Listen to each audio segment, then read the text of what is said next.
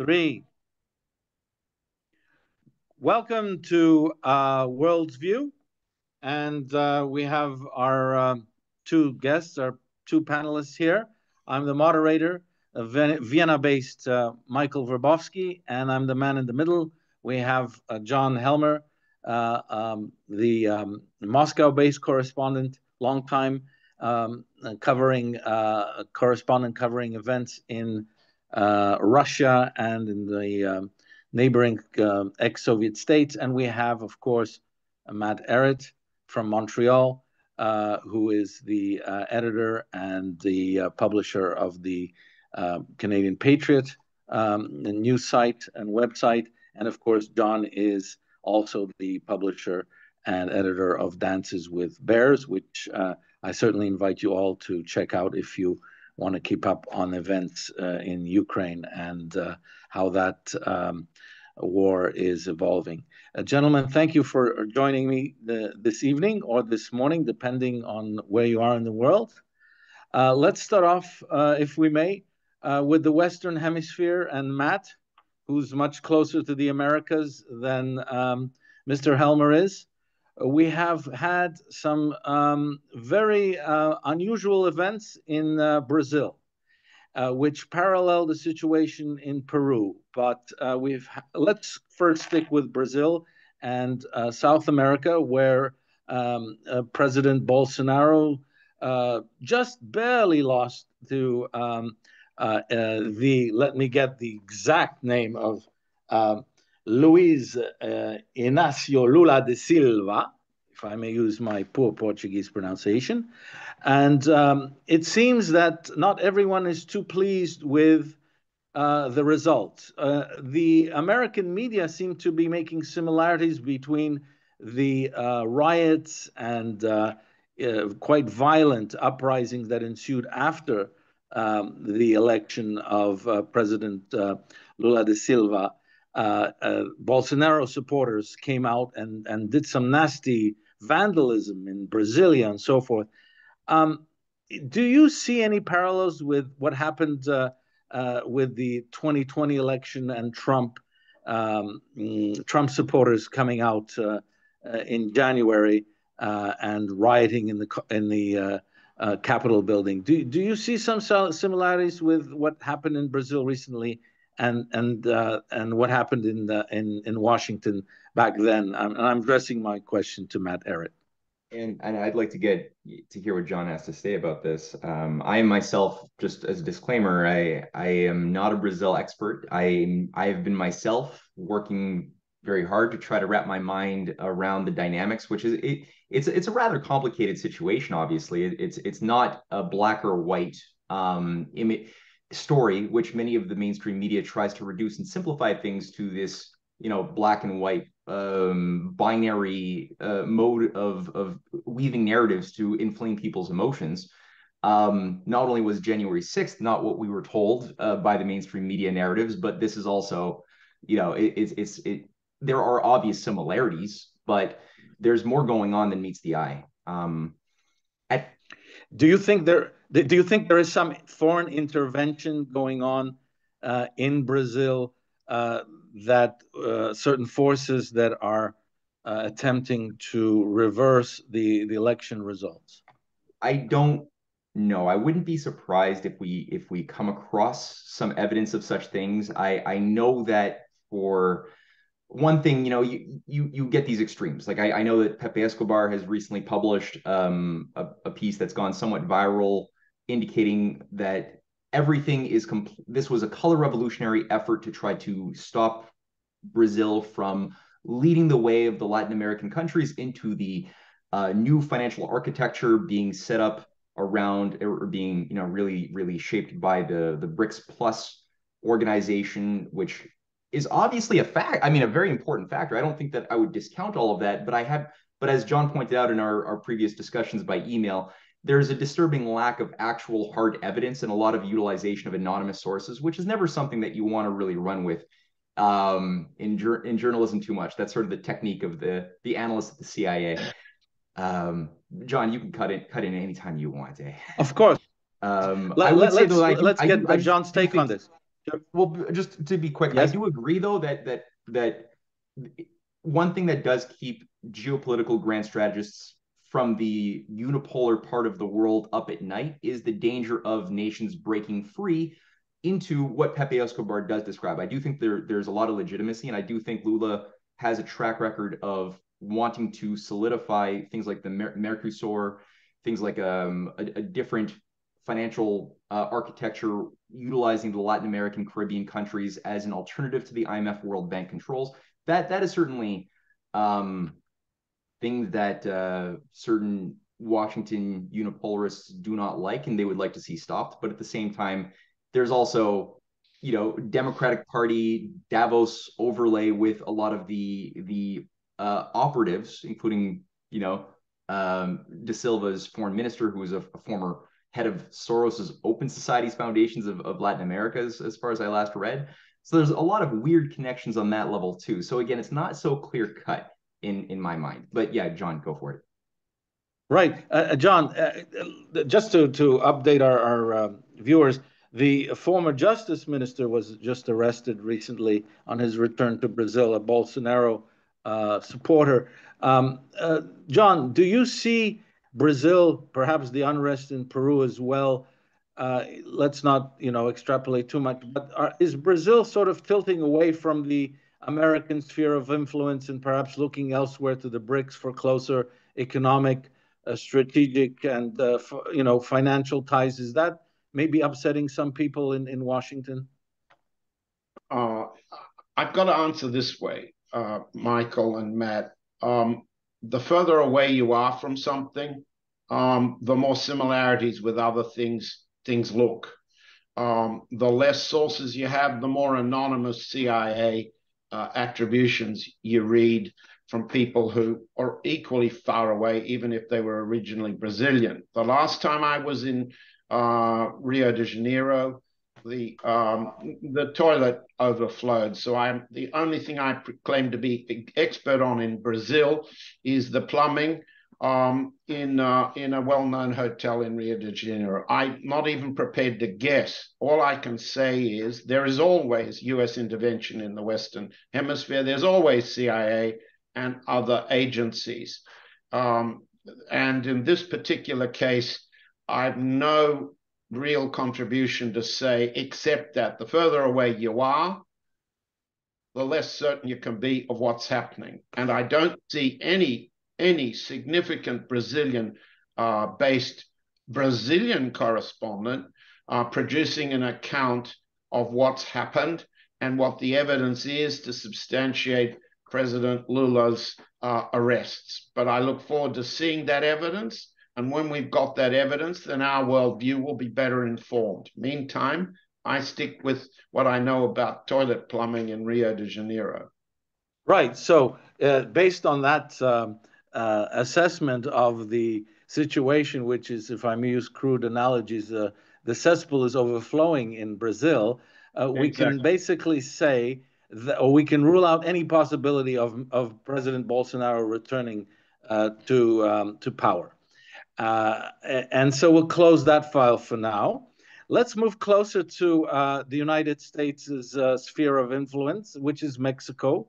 It's, after all, bordering the United States. So we're a bit in a more proximity to Matt than Brazil. What is the situation right now in Mexico with the three amigos? We had Justin Trudeau, and we had Biden and AMLO, López Obrador, the president of Mexico, meeting. But it seems that López Obrador was very quiet when the Russian special military operation took place, and he was very reluctant to criticize Moscow. That may have caused some irritants in Washington.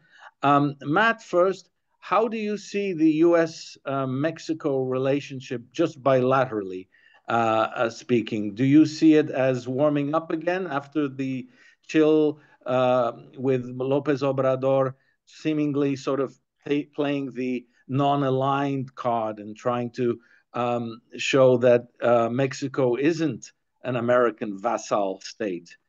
Do you see relations warming up or cooling off in the future? I think they were in a much better place when Obrador was meeting with former President Trump. They had several very, very warm and positive meetings, involving also the U.S. agreement to support I think it was a $50 billion infrastructure project for the south of Mexico to build some of the biggest rail electrification projects that would have also, overlapped onto some of the southern states. One of the biggest infrastructure projects currently is the Maya Rail, high-speed rail corridor, which is moving. It's moving ahead. It's a $10 billion project in Mexico that Obrador has been fighting for quite some time. It's a grand project. I mean, right now it's still only a little bit of it has been accomplished, but I mean the program, the rail corridor, when it's completed, is going to be very similar in spirit to the type of Belt and Road Initiative projects that we've seen that would also be a driver for building up heavy industry, the sorts of things you need if you're not going to just be a sweatshop, producing zone.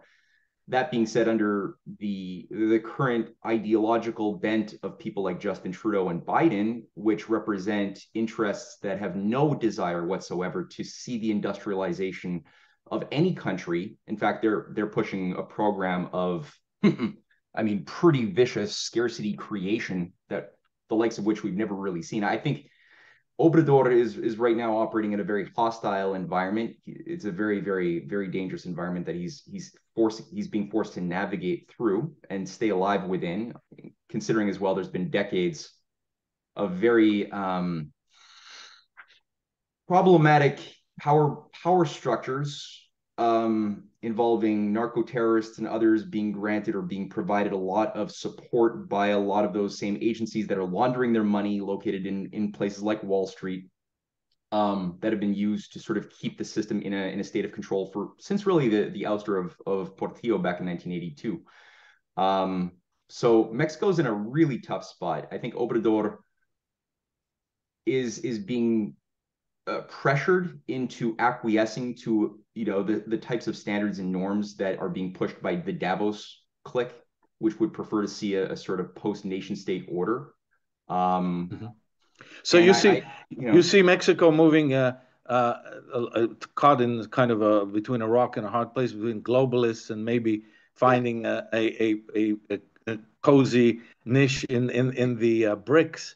Yeah, I think it's very clear that his heart is leaning towards the BRICS. Right. There's things he can't say aloud. I mean, he's had to speak in a somewhat indirect way, criticizing the Monroe Doctrine, supporting Assange. He's had to do certain things in a lateral way because, again, he has to stay alive. But I think his mind and character that I've seen over the past years has indicated that he's more of the type of old school statesman who doesn't want to sacrifice his people on some weird altar and would prefer to work with nations like we see with the BRICS that want to have development. I think that that's the case. Precisely. And I'd like to ask, just as we move away from the Western hemisphere towards Europe and then Asia, I'd like to ask John how he sees U.S.-Mexico relations. And I'd like to add the component of China. China is growing influence in Latin America and South America. Do the Americans seem to be uncomfortable about the closer ties that Mexico or Brazil or maybe even Peru, where there's also a civil unrest as in Brazil, do they feel uncomfortable?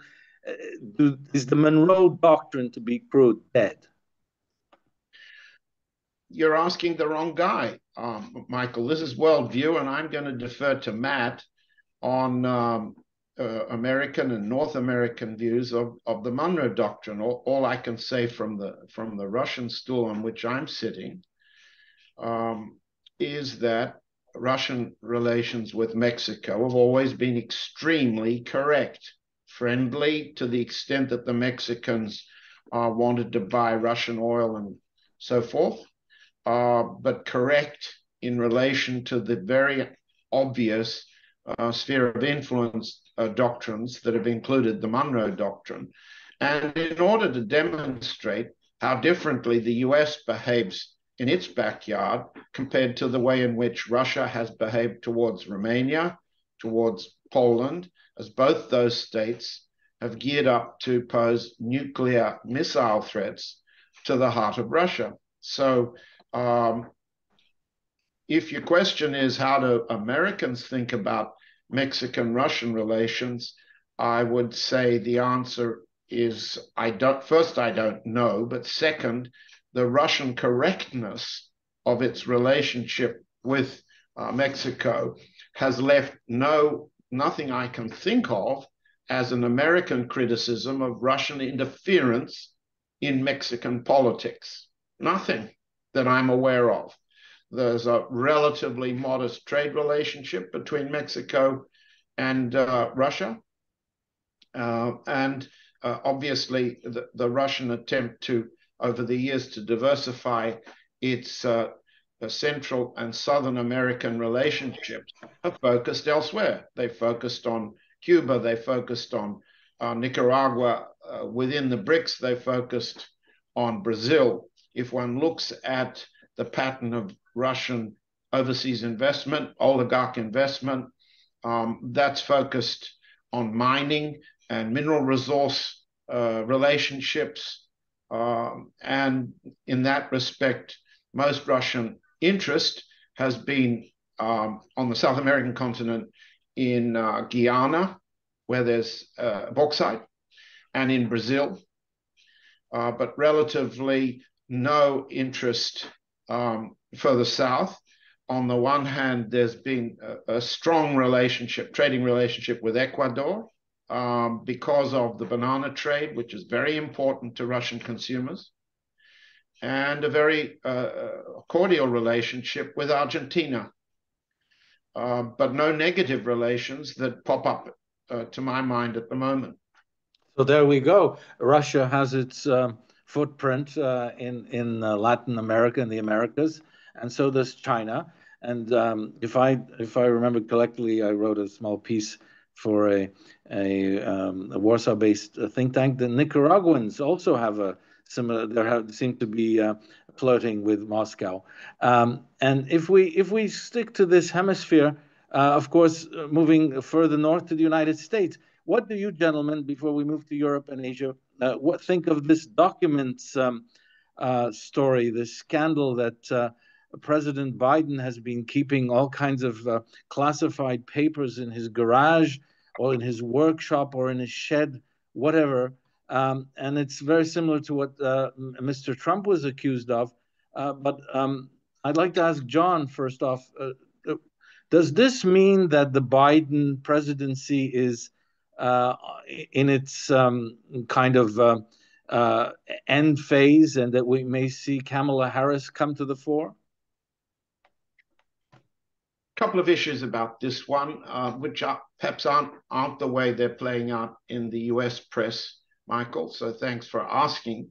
From a distant point of view, two things. One is you can see in Europe the concession, the acknowledgement that President Biden's in dementia.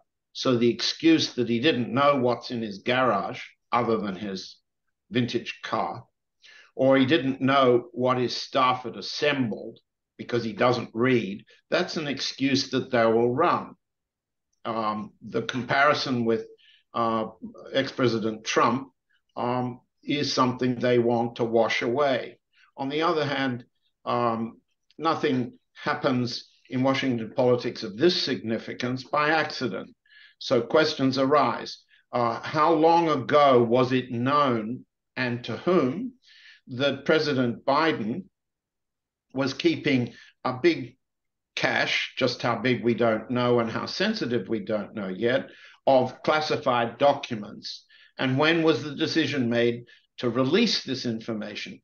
Is the release, the timing of this disclosure and the setting up of a new Justice Department inquiry into its illegality designed, on the one hand, to relieve the pressure on Trump's candidacy for the next election? And second, is it designed to damage Biden's candidacy? Remember, President Biden has announced he's running again.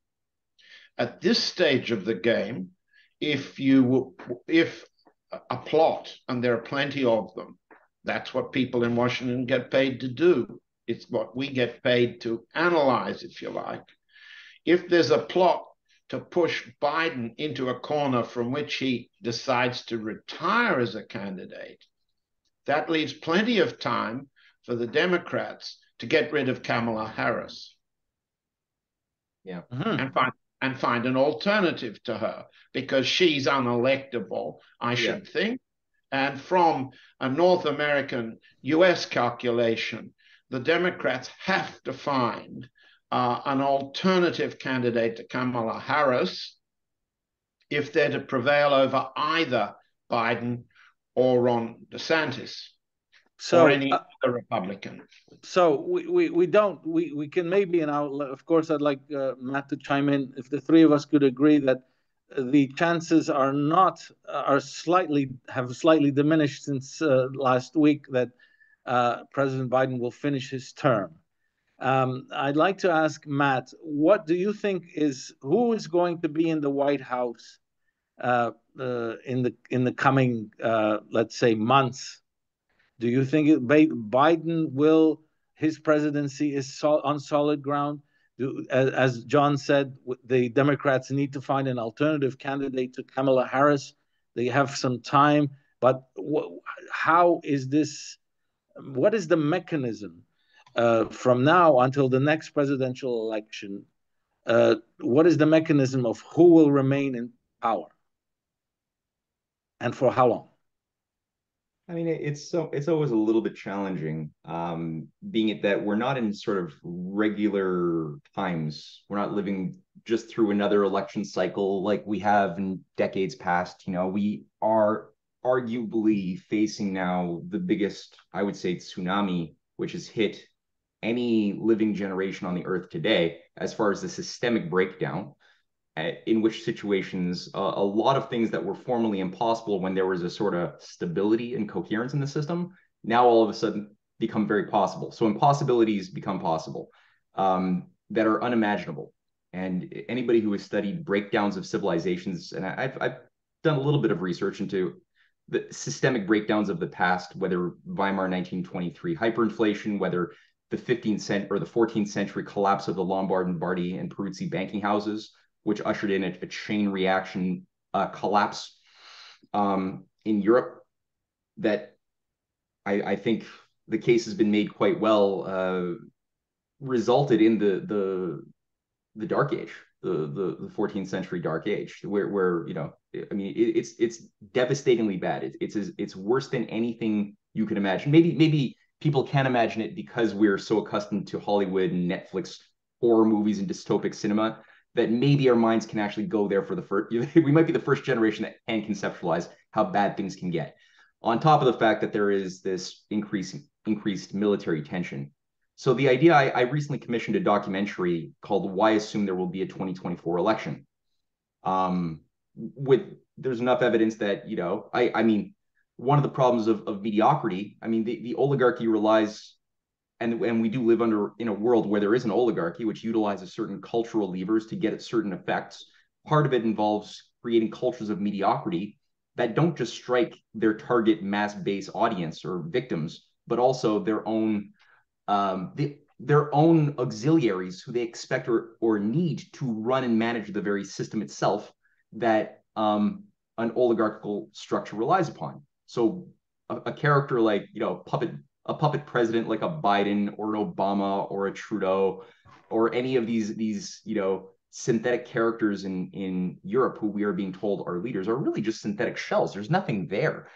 And that's just part of the system. I don't think that there is any viable, competent leadership that I could see as far as the Democratic Party as it stands right now. Could there be somebody with maybe a little bit more of a military junta that asserts control over the context of a breakdown and chaos on the streets? Maybe. There's a variety of scenarios that my mind goes to, and those things, I think, you know, in the case of Canada, I could definitely see a Mark Carney type of character who's a little bit more of a competent technocrat being put into a position of manning the ship in the context of a storm. But that being said, they don't want Biden. They don't want Kamala. I don't know exactly what's behind the particular drama that we've seen, unpacked this week around these classified documents. I don't know the details, but that's just how I'm thinking about it and trying to keep my mind as loose when I'm evaluating the moving parts as I can.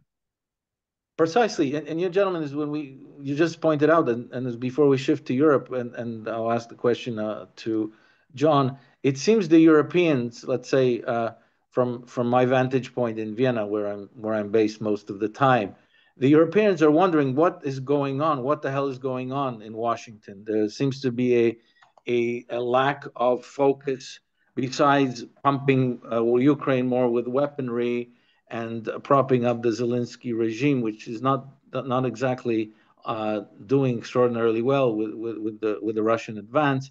The Europeans are wondering that the American century is beginning to become history, and they don't have the leadership there that they've always had to guide them.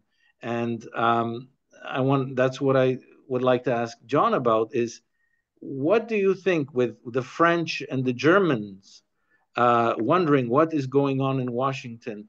They're very eager to provide tanks and weaponry to Ukraine, but at the same time, they are unwilling to compromise completely their relationships with Russia.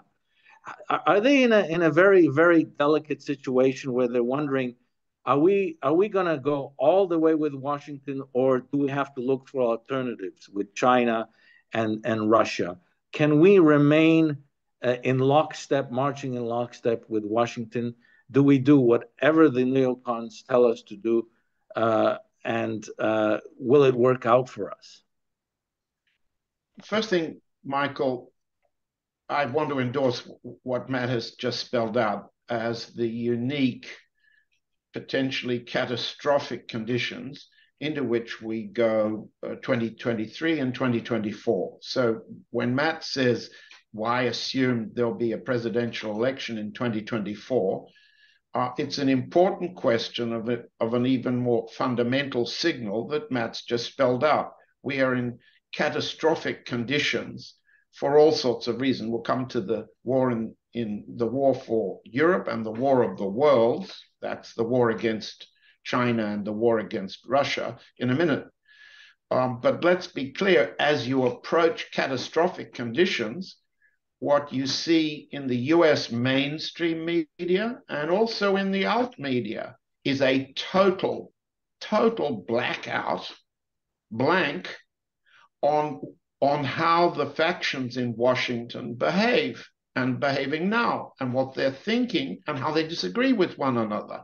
Have I ever seen in my lifetime a bigger failure on the part of the New York Times, the Washington Post, the Wall Street Journal, and the others in reflecting faction fighting? Because if you approach, and this is a golden rule for anyone who's had the slightest acquaintance with Washington, as you approach election time, as you approach catastrophic conditions in election time, as you approach the prospect of losing an election, what happens to Washington officials is they go into desperate measures.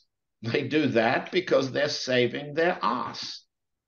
Everybody does that, not simply Washington officials. And when they do that, when Washington goes into desperate measures cycle, the mainstream media are full of it. And yet, right now, nothing, blank. Second, the alt media, the media that purports to be critical of US policy making in Europe, is equally empty.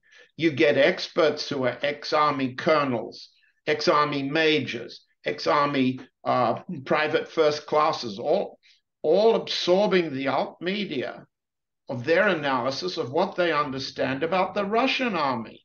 Excuse me, Colonel McGregor, Major Ritter, private first class, I've forgotten his name, Berletic, ought to understand and start with an analysis of the US Army.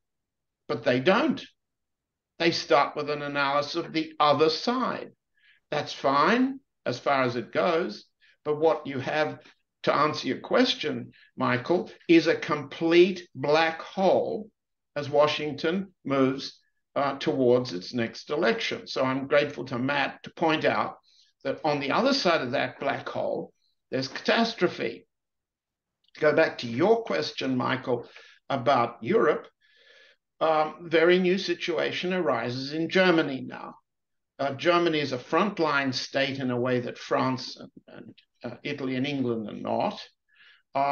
And I will, in a matter of hours, have a new piece out to show that there is a very strong German military line of thinking, which says, and it says it so explicitly through the words of an interview published in Cologne last week by ex-Brigadier General Erich Watt, that the German generals are asking the Pentagon generals, specifically General Mark Milley, the chairman of the Joint Chiefs of Staff, to end the war, to lose the war in the Ukraine as quickly as possible before the risk of a general offensive by the Russians causes a collapse of dominoes all the way across Poland and into Germany and risks the loss of the US empire in Europe.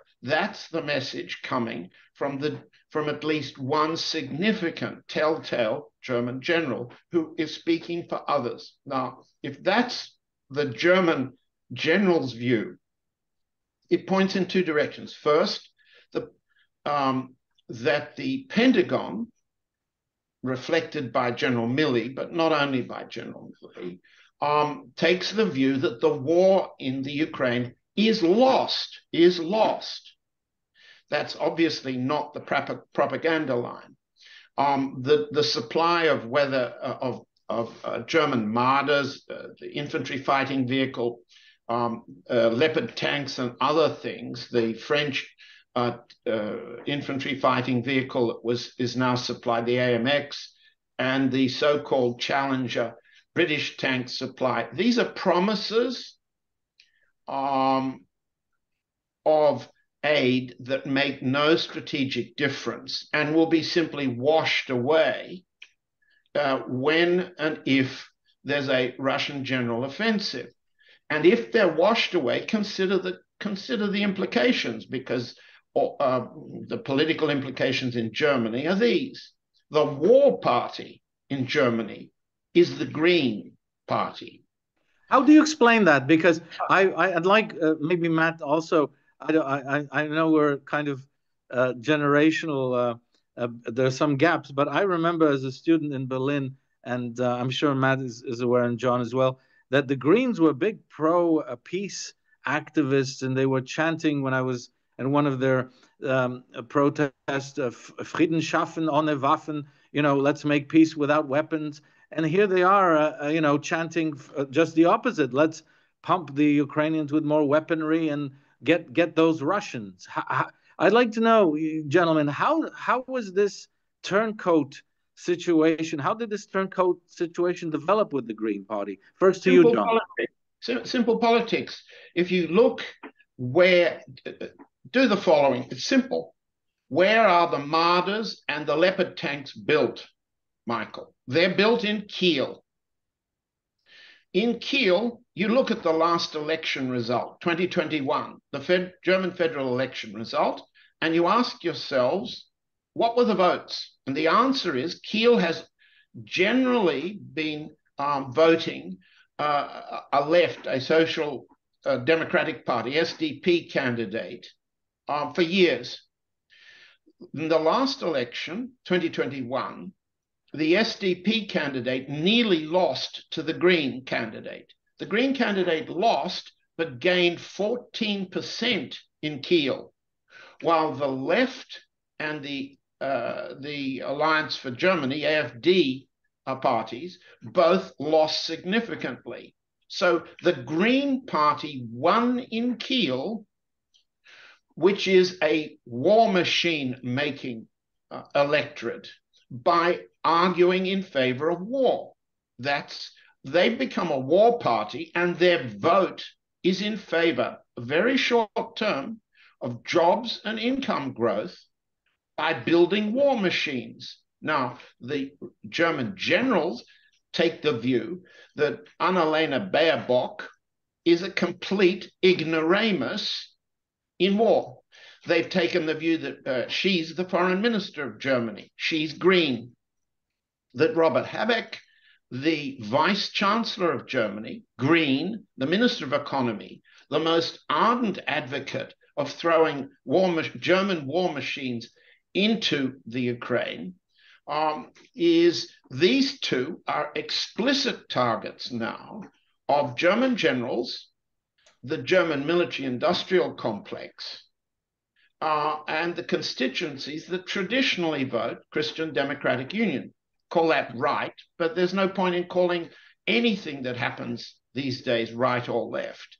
So the quick answer to your question is, the forces that want to preserve Germany's capacity to survive the war in Europe against Russia, those forces are let's call it the peace party in Germany.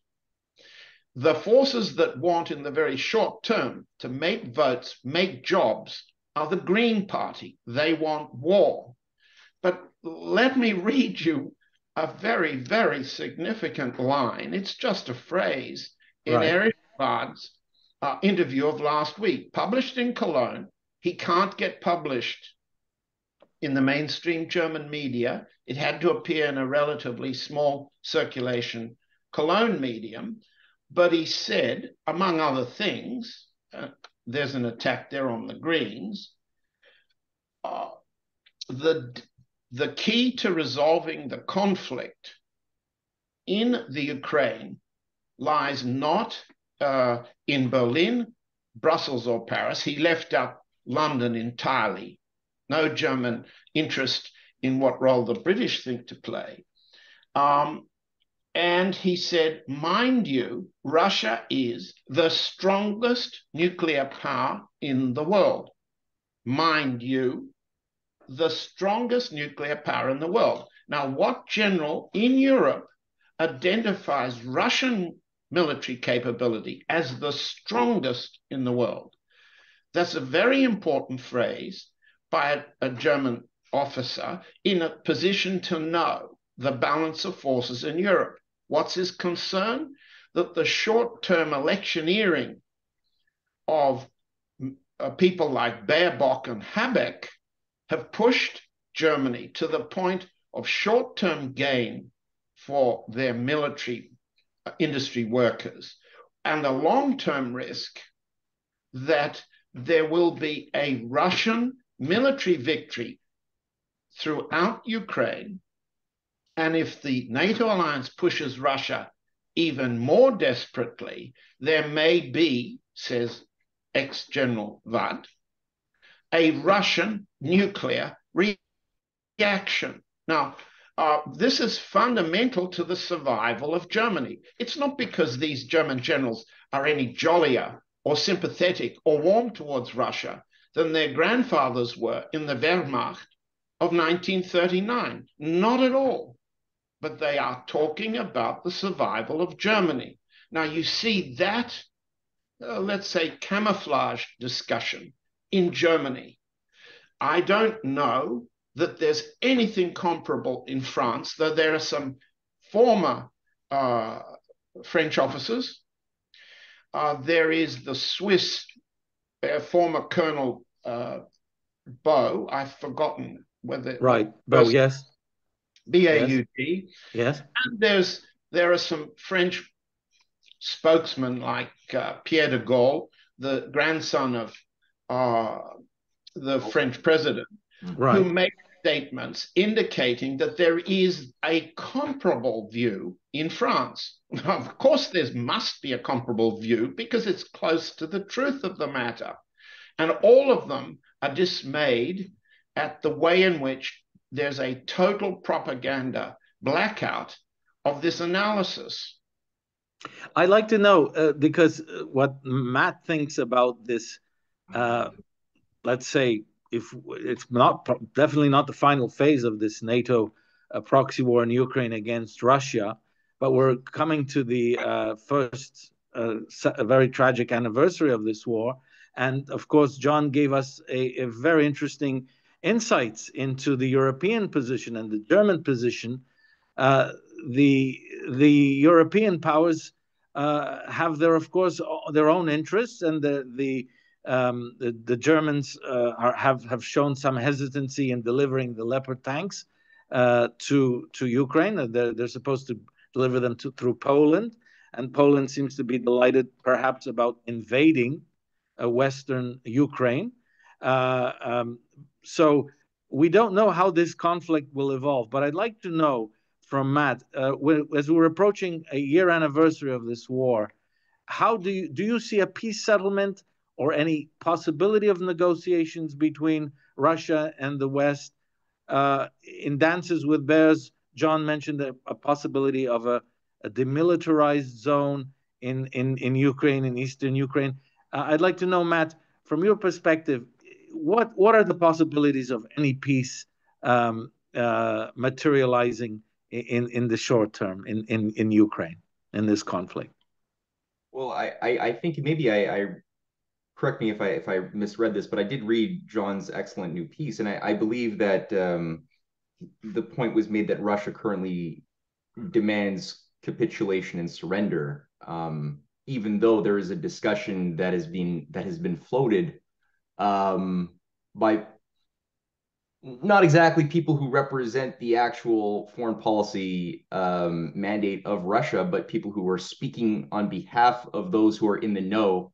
I think Alexei Danilov was the figure in Ukraine who had said, "Oh yes, our Russian peace negotiator, what's his name, Kozak, he's proposed a demilitarized zone and splitting off using a sort of a South North Korea solution, right?" Now, the fact is, Kozak himself is not in a position to make any judgments. He's been relieved of his duties as a negotiator. So what you seem to be having is a sort of wishful thinking to try to buy some time for the Ukrainians, who I think the Russians are very aware, based on what Merkel and Hollande have recently admitted to, and I'm referring now to the admission that Minsk 1 and 2 were never honest. They were never intended to be successful, but just to buy them time to carry out a war and take back their lost Crimea and everything else. Russia knows that they don't have anyone to negotiate with, and they're not going to be able to break the Nazi cult dynamics that are so pervasive. So I think that they're not going to do that. I mean, I don't think that they're actually talking about in a serious way a demilitarized zone necessarily, but John did introduce some interesting stuff regarding Russia's calculus for leaving the door open for the Polish border. I don't know, John, if you want to maybe correct John, any errors I've just made, or maybe expand upon that. I'd be curious. Would you please chime in and give us your interpretation of a possible post-war scenario for Ukraine? Well, post-war, we're at the wrong point to discuss this. Let's come back to this in the spring, in March, because we're on the edge of a possible, I emphasize possible, conversion of a special military operation, as Russia has called it, to a general military operation, which will cover as much of the Ukraine as continues to threaten the eastern provinces now of Russia. That's the 4 parts of the Donbas region, which are now part of Russia. Now, if you start with the original Russian position, Russia offered December 17, 2021, that's before the war began, treaties of non-aggression between Russia, NATO powers, and the United States, which would have required the rollback of significant threats to Russian security to the positions they were in 1997. That the treaty terms you can read on my website or go back to the Russian Foreign Ministry websites. The treaty terms are very clear. They are non-aggression to preserve security balance in Europe. That's the, as it were, benchmark for Russian security from nuclear attack.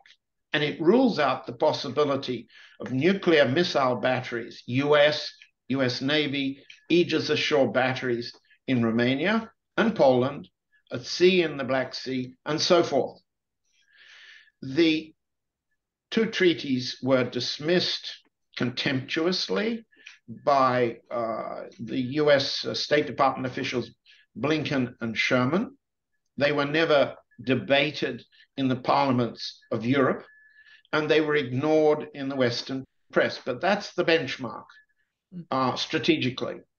And that's the benchmark towards which Russian negotiation will indeed be aimed. Tactically, what we've just raised is a demilitarized zone that partitions Ukraine, that would achieve the tactical objectives that all US supplied, NATO supplied long-range artillery and long-range missile attack on eastern Ukraine must be withdrawn to a distance from which they can't threaten that region. That was this position, a 300-kilometer line or a deeper line, depending on the range of these weapons, has been a position spelled out by Foreign Minister Lavrov and many others, including President Putin, for months, if not years now. But tactically, the objective of the special military operation and the general military operation is to push those threatening weapons very far away. Now, the second objective of the special military operation has been denazification. Denazification includes many things, but fundamentally, its meaning has changed as we've gone along for the past year. Denazification of the Ukraine is essentially the doctrine of Russia-hating, race-hating war, permanent war against Russia for being Russian. It's the same doctrine we saw, the Allies saw, Russia saw, Germany go into in the 1930s. And there are many similarities between Adolf Hitler and Joseph Goebbels' doctrines of that time and now. Now, if the Ukraine is a gun platform pointed at permanent war with Russia, what can be left of the Ukraine as an effective gun platform in the future that doesn't threaten Russia? I ask the question more or less rhetorically because the answer in Moscow has got to be there is no part of the Ukraine that isn't a gun platform committed to permanent war against Russia. Now, what's arising in France and rising in Germany is the view, do we really want to be in permanent war with Russia if our proxy, our gun platform, the Ukraine, is lost? What is the basis for us to have a survivable Europe in a permanent war with Russia? I mean, we are asking these questions, Michael, but then you won't see these questions asked in print or in any other form of media anywhere in Europe. But these that is true. That is true. I can't seem to find those answers, but luckily we're here discussing this in this Worldviews forum. And as we conclude, if we have some time, I'd like to ask Matt, who is our Asian expert, very quickly. We'll get into this on another episode or segment of our show. There was a Japan and U.S. Military agreement of sorts signed recently in Washington, which seems to indicate that the United States and Japan have, their sights on China, on the continuing threat that they see as or as perceived threat from Beijing. I'd like you quickly, Matt, to tell us, how do you see the balance of power shifting in that part of the world, in the Far East? Is China going to continue to recoil, or do you see them making some offensive move in the region to counteract the Japan U.S. Sort of military bulwark against them? Well, there's certainly similarities, many strong similarities and parallels, which speak to the lack of creativity and lack of flexibility on the part of the modern Western geopolitical planners who have carried out the Maidan coup in Ukraine, who carried out the various programs in Russia's southern border, and are doing the same thing with the same formula, having carried out a similar NED-funded coup in 2014 in Taiwan with the Sunflower Revolution, who have worked to try to utilize every little asset they could, which has an ideological baggage that they could capitalize on around Russia, around China's perimeter in a similar way. There's 100,000 U.S. military troops spread out around China's backyard, 50,000 or more in Ukraine with their families, another 28,000 in South Korea. The THAAD missile system in South Korea has been recognized by Chinese military officials as well as the Russians as being a very big threat, and they don't think it's very honest or genuine when they're given promises by whether it's Obama's officials or now Biden's officials that no, don't worry, it's about crazy North Korea. It's not about you. That's why we have to just protect South Korea from crazy North Korea, or protect the western coast of America from North Korea, as if North Korea has the ability to carry out a serious attack against North America. No, it's always been about Russia, and it's always been about China. And now with Fumio Kishida, who's the new oh my God, it's a disaster. I mean, recently I think it's been a $1.58 billion deal has been signed between Japanese and U.S. military industrial complex operators to purchase long-range cruise missiles and other things, as well as organized to expand the U.S. military presence in the south of Japan, where there's already under discussion a drive to increase belligerent military and war games exercises in China's backyard. As part of the NDAA that was just signed, Taiwan's getting $12 billion a loan for $12 billion to buy U.S.-made weapons, and also, they've been promised that they can have a big role to play in this new, increasingly what some would like to have as a NATO of the Pacific, where Taiwan was promised that they could participate in the new Rim of the Pacific military exercises. And in all cases, I don't think China is as frightened about what's going on in Taiwan as Russia has been around what the U.S. has built up in Ukraine. I mean, in Taiwan, there's not the same sort of militaristic Nazi culture. It's a lot more soft. It's a softer thing. I think it's a question of just having a bit more patience, and Taiwan will increasingly be absorbed by the economic incentives and overall economic clout of China, which has increased. I mean, their trade with the ASEAN countries has increased by 15% this year. They offer a lot of development. Japan could also benefit enormously, but right now I think that China is much more concerned about Japan, which has a more strange psychology and is very belligerent at the moment in a very dangerous way. And I don't know where that's going to go. I don't know. I'd like to think that there is still some figures, as we've seen in Germany and in France, who represent the authentic self-interests of the people and of the industrial base that doesn't want to be wiped out as a proxy in the middle of an unnecessary nuclear war or exchange between the as you say, it sounds optimistic that the Taiwanese and the Chinese may get together in a non-belligerent manner, and Japan seems to be remilitarizing. I'm certainly not an expert in that part of the world as you are, but it seems that Japan is certainly has its sights on Beijing, and so does the United States. And if we could just end on a lighter note, maybe John would like to say something, and Matt, because I do believe Canada is in the Commonwealth still. What do you gentlemen think of Prince Harry's latest chef-d'oeuvre, his biography, his potentially big blockbuster bestseller biography? We'll defer entirely Mr. to Helmer John. first. I'm curious to see what John has to say.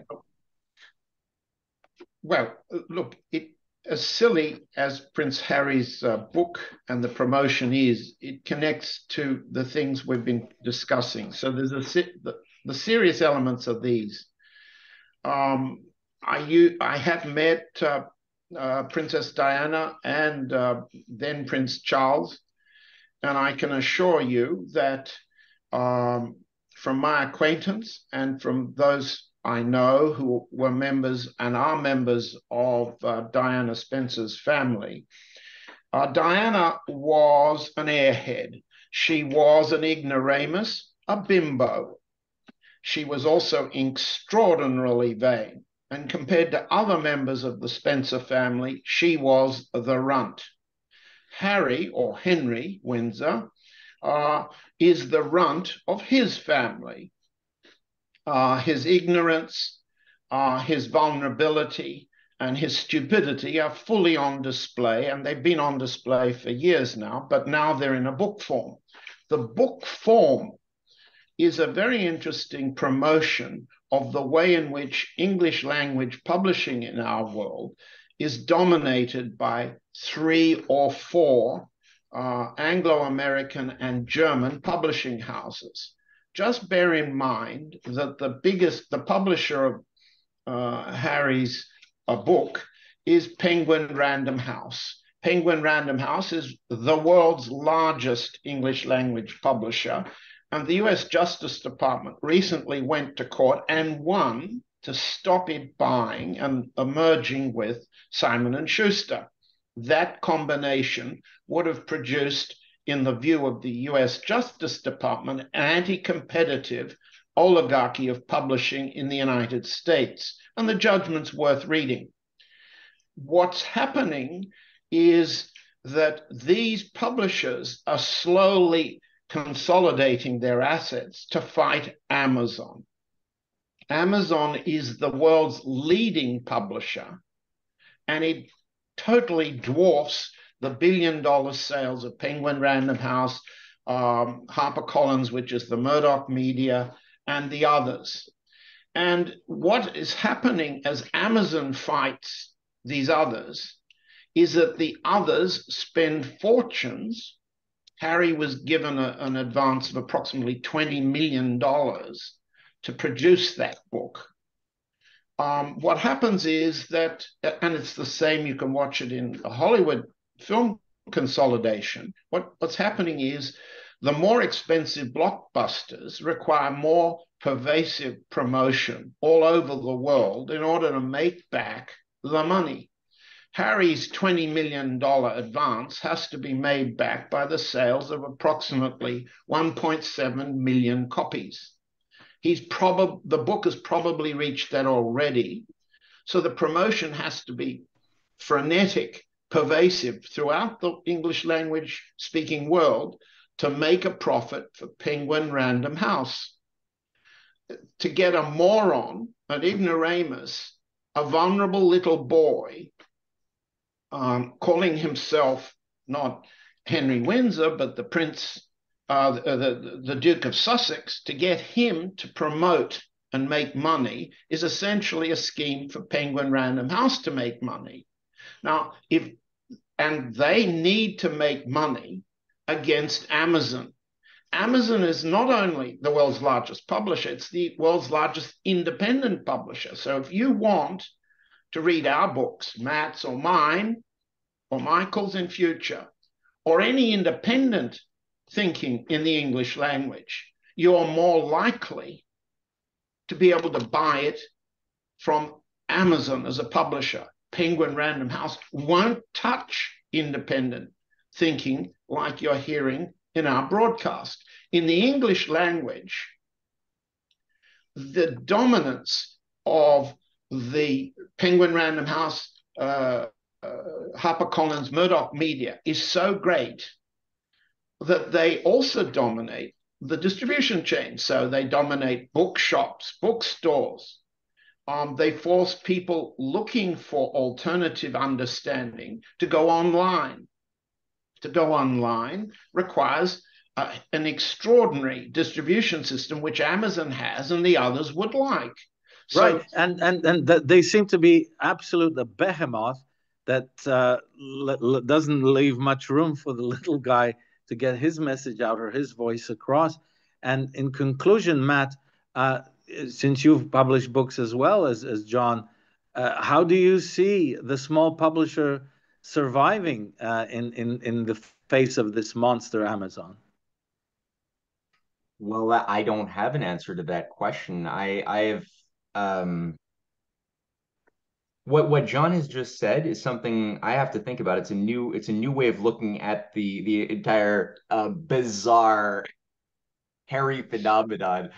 So I appreciate those new ways of thinking about something. And as far as the question of independent publishers, there are several that I know I'm friendly with. I haven't used them because I've just found that I have had good success with Amazon thus far, but I am trying to look at getting off of Amazon, which is currently the only place to buy my books if you want the hard copies, is on that Medium, all 9 of my books. Could you please suggest some titles for us? And well, I mean, I was going to say just quickly, like you have Clarity Press, you have Red Pill Press, you have